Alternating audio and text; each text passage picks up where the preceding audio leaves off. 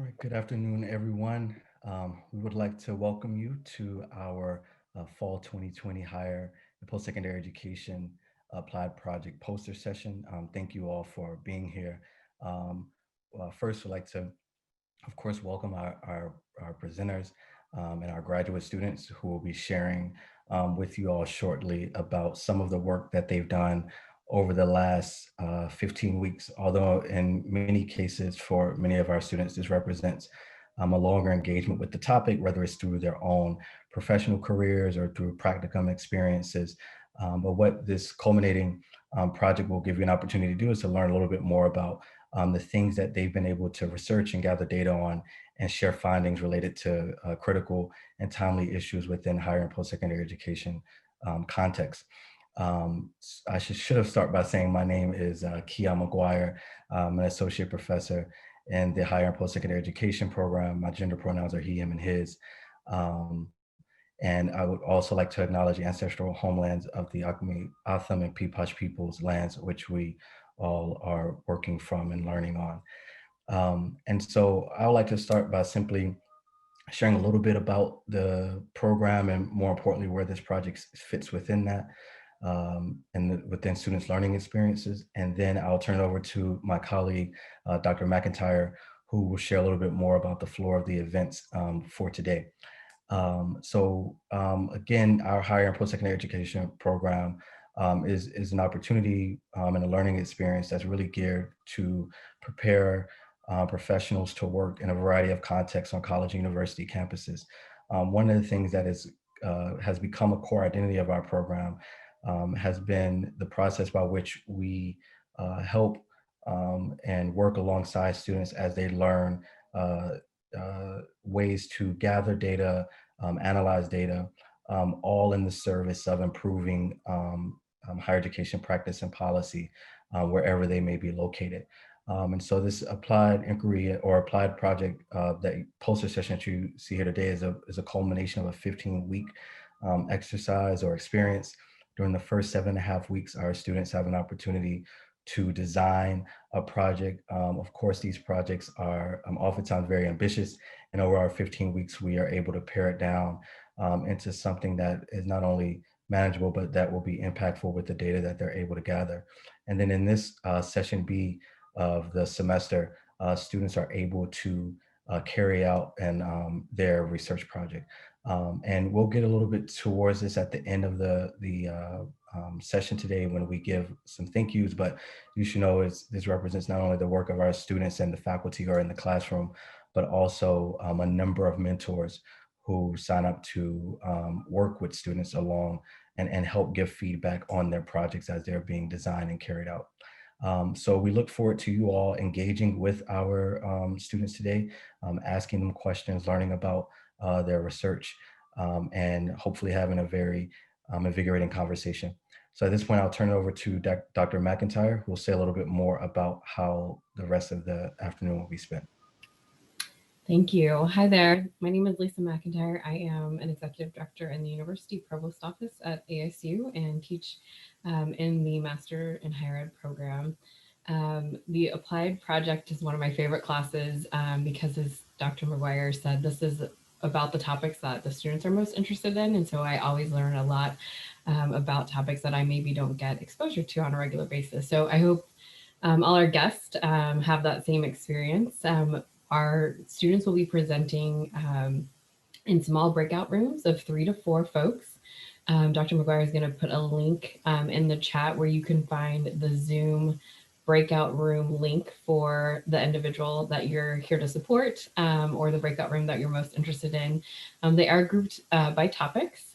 We ask that you mute your microphones. You're all doing a great job of that if you're not the one presenting. We will present in order of the link that Dr. McGuire just shared. There will be a facilitator in the room to just kind of make sure all the technical pieces go right. They will be recorded sessions. We also ask that you hold all your questions until all of the presentations in your breakout room are complete, and then we'll open up that session for questions. We do encourage you to ask questions.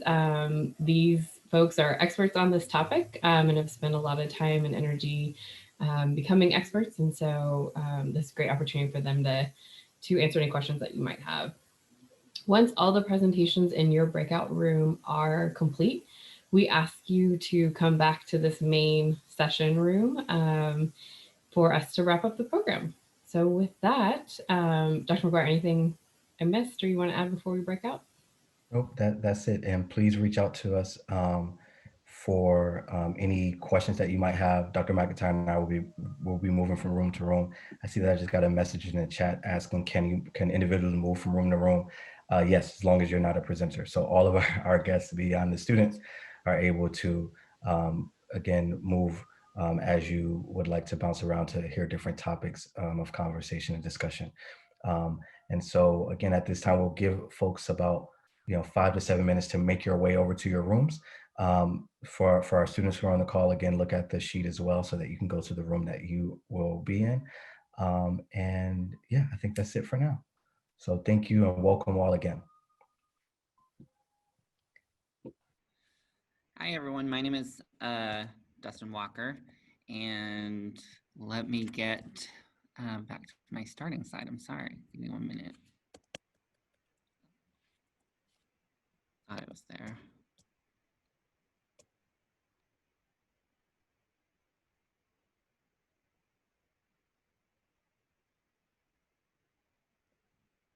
So my research project focused on factors that influence a student's choice of college.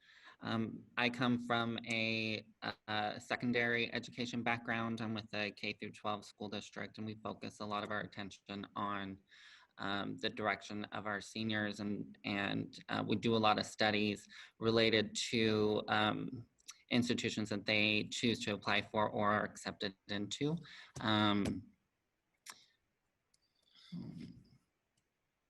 Computer might be a little slow. I apologize. I think I'm freezing.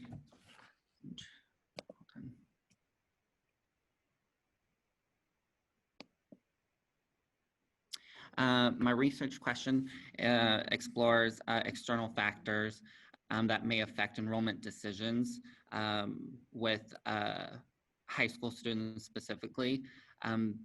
In the US alone, there are over 4,000 institutions that a student can choose to enroll with.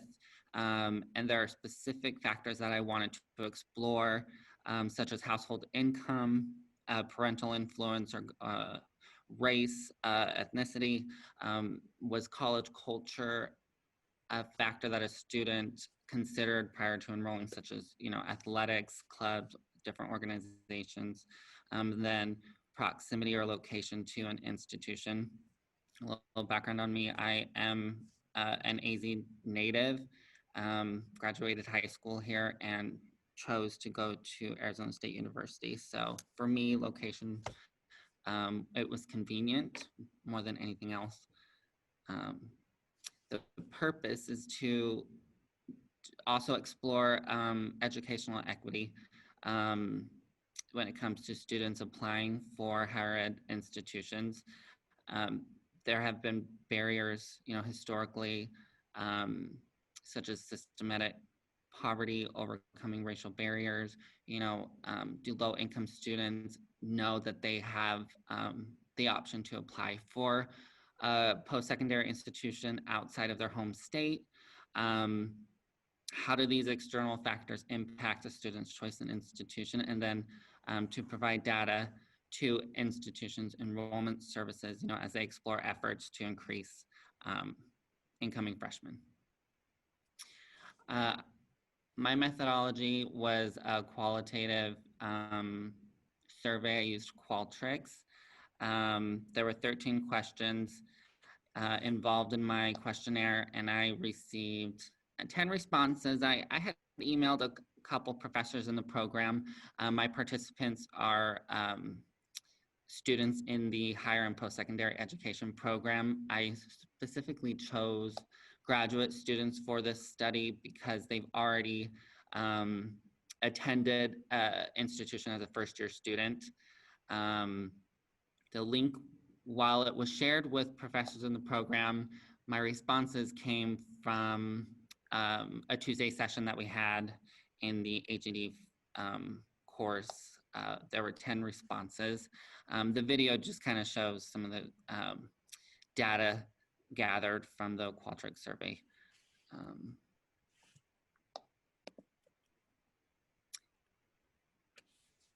Some of the findings were interesting. Of course, I was limited to 10 responses, and they were all graduate students in one specific program.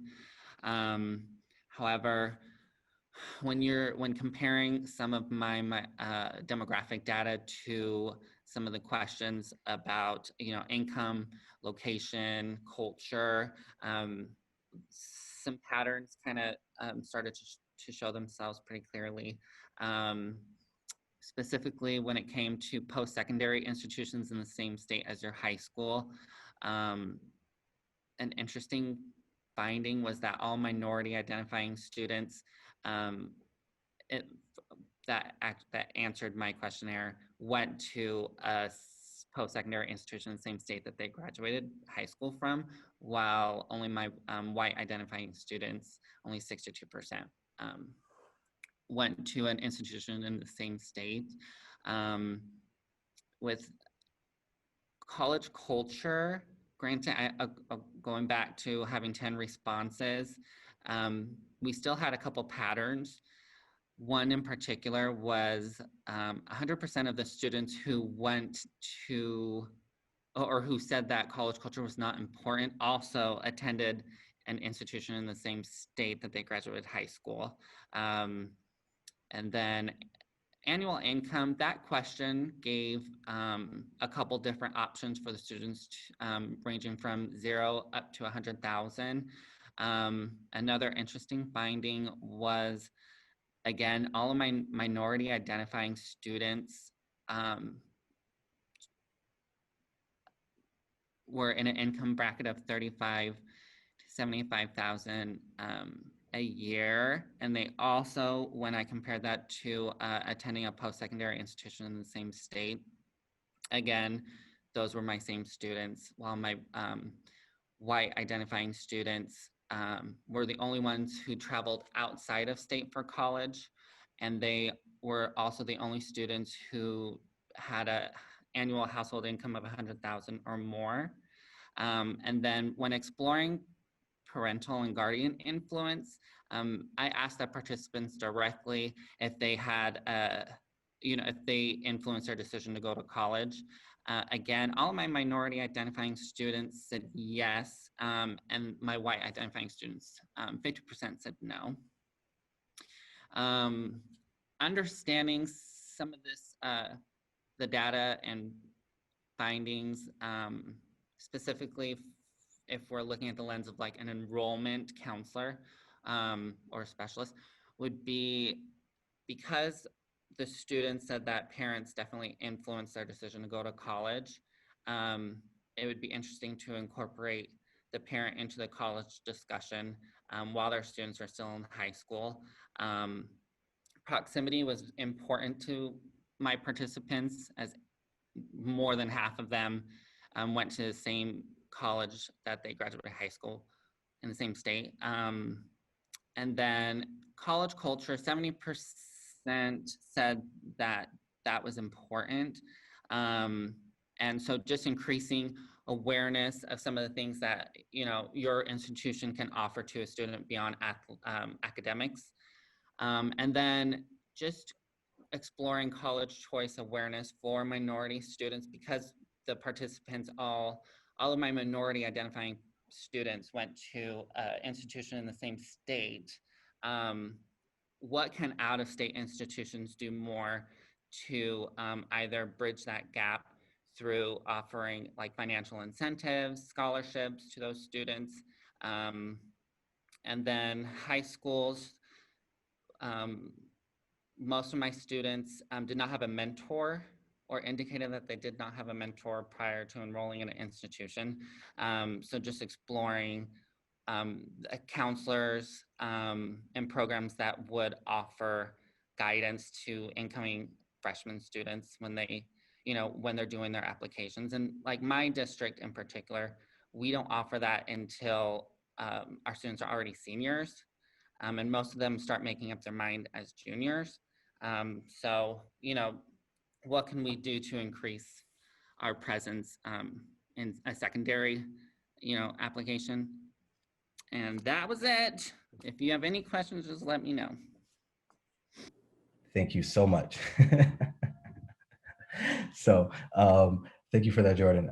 So I have to say, this is my first time participating in a virtual poster session, and that felt like a whirlwind, but in a good way.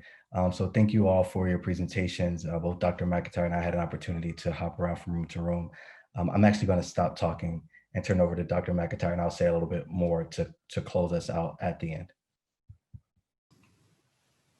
All right. I just wanted to congratulate all of you. You should be very proud of what you did. I know this semester was like none other. Just like Dr. McGuire, that was my first virtual poster session. And I just want to commend you all on your resilience and determination in making it work. We had all kinds of fun challenges to work through, and we all did it and had great communication. And I think you all, just the potential is limitless for all of you. So I wish you all the best of luck. I hope to hear updates from you all where your careers take you, and um, always here as a resource for you all. So I see all the applause and celebrations going up. It might be a bit much to unmute and do a round of applause, but want to thank all the guests, family members who were able to join us today. That is one of the great things about our virtual opportunity, is that I think we might have been able to expand our audience a bit more. We will be sharing recordings with the students. So if you weren't able to have a guest join us today, please share it with them. There's no way any of us would have made it through this program without all the support of our family and friends. And I also want to thank our colleagues. So every student in this part of the project has access to a professional mentor who's met with them multiple times throughout the semester and giving them feedback and encouragement. And so thank you all for doing that for our students. It really was great to see the feedback and insights, and having that other perspective to bounce ideas around was really helpful and benefited the work. So all right, well, I'll stop gushing. Dr. McGuire, what did you have?